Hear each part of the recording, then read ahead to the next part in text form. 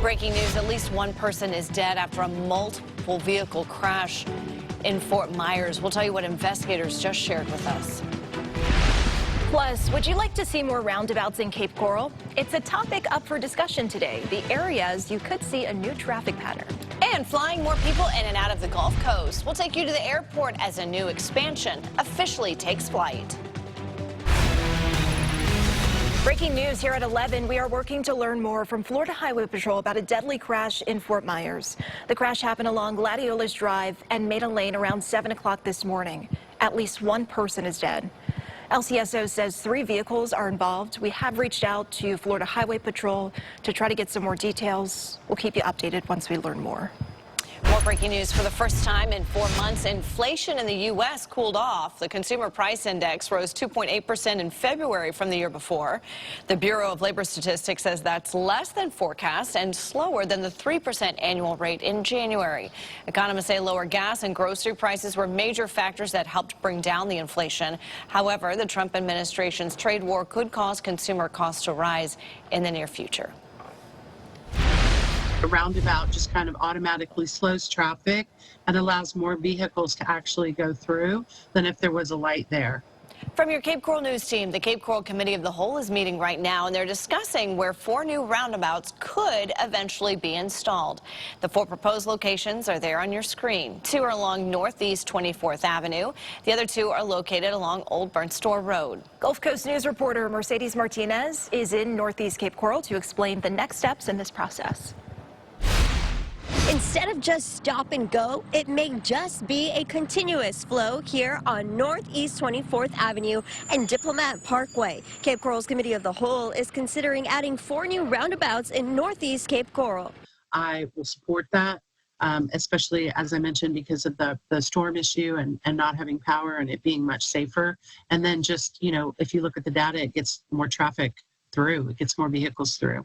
Jennifer Nelson Lastra, a Cape Coral councilwoman for District 4, says she agrees on having 4 new roundabouts in Northeast Cape Coral. She tells Gulf Coast News that roundabouts would not only help with the flow of traffic, but help drivers on the road after a storm passes. So as we saw during Ian and Milton, actually, most recently, we had some issues with our electricity being out for a few days, and that, of course, stops all the traffic lights. So with roundabouts, we don't have to be concerned about that. Take a look here to see the locations being considered for roundabouts. Northeast 24th Avenue and Kismet Parkway, Old Burnt Store Road and Kismet Parkway, and Old Burnt Store Road and Tropicana Parkway. We spoke to one resident who lives near where one of the roundabouts would be built, and he says he is not for it. I don't like roundabouts, and I think it would be a joke if they put that in, and it cause more problems than what they hope to solve. Again, this is just a discussion between Cape Coral's Committee of the Whole. Reporting in Northeast Cape Coral, Mercedes Martinez, Gulf Coast News. From your Collier County News team, a family member just confirmed to Gulf Coast News that the body pulled from a pond in Naples last night is the body of a missing 16-year-old boy. The Collier County Sheriff's Office says they pulled the body from the pond near Carnegie Way just before 8 o'clock last night. Collier County deputies say they were there to follow up on a missing child investigation regarding 16-year-old Armando Radius. But again, a family member of the teen just told us that the body pulled from the pond last night was his. Gulf Coast News will let you know if we find out anything new. The Cape Coral Police Department needs your help identifying a woman they say is connected to the theft of a wallet. Police say this woman here, take a look at your screen, took a wallet from a senior citizen at an Aldi's. Now, it's unclear which Aldi's this happened, but if you recognize the person in this image, call Cape Coral Police. Right now, Crime Stoppers need your help finding a woman they say got involved in a fight in a CVS parking lot in Lehigh Acres. That fight happened on February 27th at the CVS parking lot along Lee Boulevard near Homestead Road North. This woman is described as a 40 to 50-year-old Hispanic woman with red hair that she wears up in a bun, and as you can see here, was wearing black clothing. If you know who she is, call Crime Stoppers. When he came in, it had some dirt and grass on the bottom. I think he took some shortcuts after I called him. From your Charlotte County News team, Punta Gorda police say they arrested a man who led them on a chase with an electric scooter. It turns out that suspect also had a warrant out of Sarasota County for larceny. The owner of Pedelec Electric bicycles off Elizabeth Street in Punta Gorda says he let Ronald Balker test drive a brand new electric scooter for about 10 miles, going across the Peace River Bridge to a McDonald's in Port Charlotte. But when he never came back, that's when the owner called 911. And all of a sudden, I hear Lisa, my sales associate, going, oh, the bike is back, the bike is back. And I come out, and the mechanic come around from the back, and where is he, where is he? And he ran out to follow the guy. And So the owner did get the bike back. Punta Gorda police say Balker led them on a chase through downtown Punta Gorda and used shortcuts to evade them. After returning the scooter, police say Balker ran inside a Dollar Tree to hide, even taking off some of his clothes to disguise himself. They caught him, and he's now facing charges. New at 11, work is officially underway to make these renderings take flight. So this is the design for the brand new Concourse E at Southwest Florida International Airport. The Lee County Port Authority held a groundbreaking about an hour ago. So with this expansion, they will be adding 14 new gates to the new concourse. Gulf Coast News reporter Lacey Lee is at RSW showing you what's next as those shovels are now in the dirt.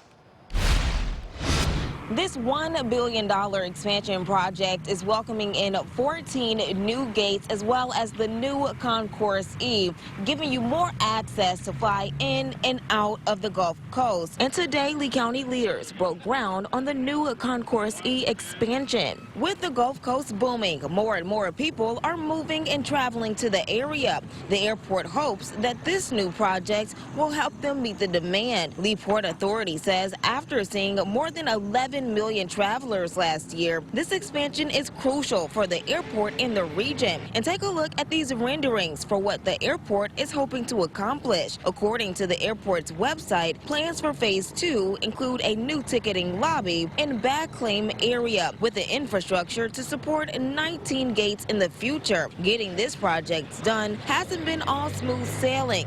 Phase 1 is more than 4 years behind and hundreds of millions of dollars over budget. Phase 1 of the project started in October and will also include a security checkpoint and more retail and food and beverages concessions. However, this part of the work has caused some issues, including damaging the existing structure when crews tied the new building to the old one. They're different projects completely, and we're looking at them both independently. Phase 1 has that delay that we all know about, and phase 2, the Terminal E, as you can see behind us, is coming along on schedule. You see it in the housing growth, traffic, as well as our traffic here at the airport, and this 14 gates really gives us that opportunity to be prepared for that. Despite those challenges, phase 2 is moving forward today, and leaders anticipate that it will take 3 years to complete. Reporting from RSW, Lacey Lee, Gulf Coast News. Work for the first diverging diamond interchange in Collier County is expected to finish in about 2 years. Crews got started on constructing the new diverging diamond Monday night. It's along Pine Ridge Road and will stretch from west to east of I-75. FDOT says the goal of the project is to cut down on crashes and allow drivers to spend less time sitting at red lights.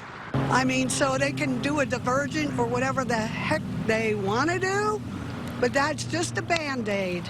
And that Band-Aid's going to fall right off. I think the quicker the better, but these projects tend to take longer. You know, we come in summer with the storms. As long as it's on schedule and it can get done, I think it's going to be a benefit. Now, the diamond switches traffic to the left side of the road at traffic lights, allowing for safer left turns without crossing oncoming traffic. Work is happening from 7 p.m. to 7 a.m. each night, meaning lanes could close overnight. The Fort Myers Police Department says their financial crimes unit is now investigating multiple complaints from Prima Luce condo investors. Those investors turned over hundreds of thousands of dollars to the condo developer. That condo has been caught in delays now for 9 years. Jeff Sachs is one of dozens of condo investors who paid for a condo they never received. Fort Myers police say they are working with the state attorney's office in this case. Fort Myers Mayor Kevin Anderson supports an investigation. I have requested the police department to take a look at it. He's not able to obviously produce the condo for us, yet he's able to take the money. Developer Bob McFarlane promised the two-tower, 22-story high-rise would be finished in 2020. Now he's blaming architectural problems, the permitting process, COVID, hurricanes. The bank is also now foreclosed on the property. He owes $37 million, or it goes to public auction tomorrow. From your Cape Coral News team, FWC says they are working with the owner of a barge to remove their sunken boat, and it's creating a really dangerous mess for boaters in Cape Coral. FWC says the barge capsized Friday on the Caloosahatchee River near J.C. Park, but the barge is protruding out of the river. Boaters think more warnings need to be added for boater safety. I mean, you always have to be aware. You never know, there could be a log or something, but that looks pretty serious, and if you run into that, you're donezo for sure. FWC couldn't say whether more warning signs or lights will be added in the meantime until they can get that barge out. They also couldn't give us an exact timeline right now for that removal process. Boaters, though, they are certainly hoping that the barge gets removed sooner rather than later.